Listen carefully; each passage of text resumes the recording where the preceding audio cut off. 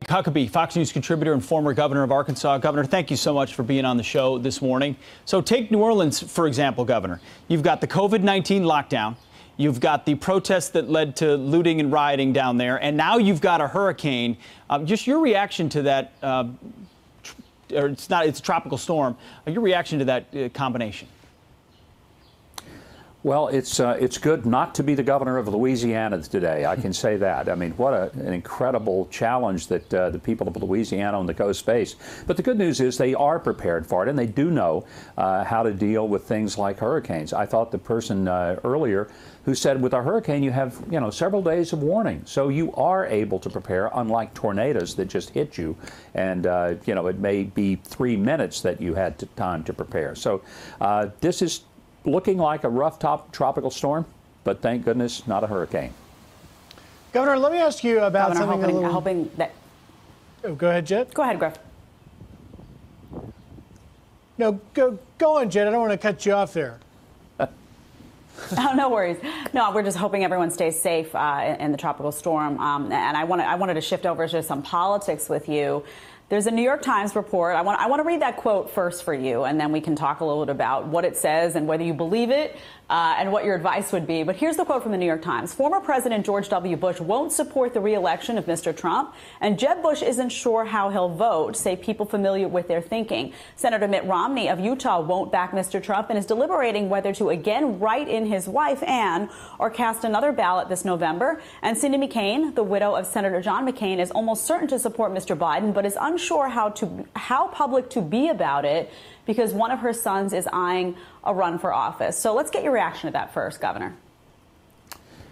Well, I don't know if it's true because it's in the New York Times, and I take a lot of things in the New York Times with a grain of salt because they're wrong more than they're right.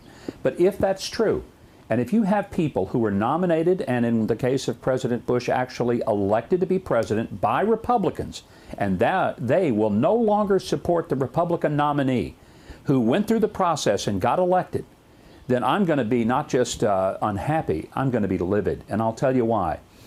We didn't all agree on some of the policies of Bush or McCain or Romney. But, when it came down to it, we had a choice. We could choose a far-left liberal or we could choose somebody that was closer to our views. I get it that Donald Trump's bedside manner is somewhat more like Mean Joe Green than it is the cool, collected Tom Brady if it's on the football field.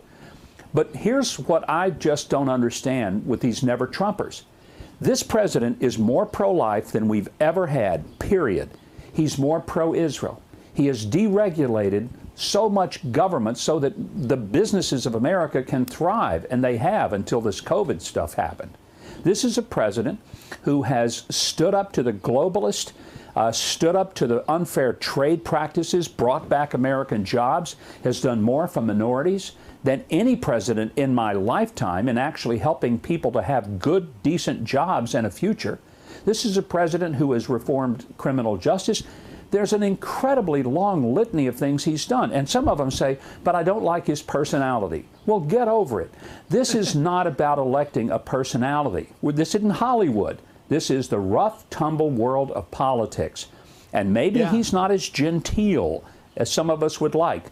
But by gosh, he's getting the job done. And it's time Republicans rally, because if they don't, they're going to get Joe Biden, who isn't pro-life, who is for higher taxes, open borders. He's going to succumb to China.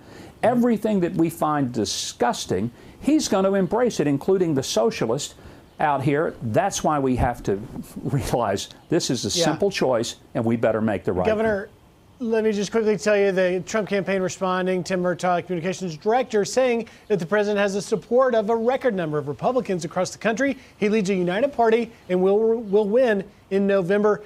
Governor Huckabee, thank you very much. We appreciate your time this morning.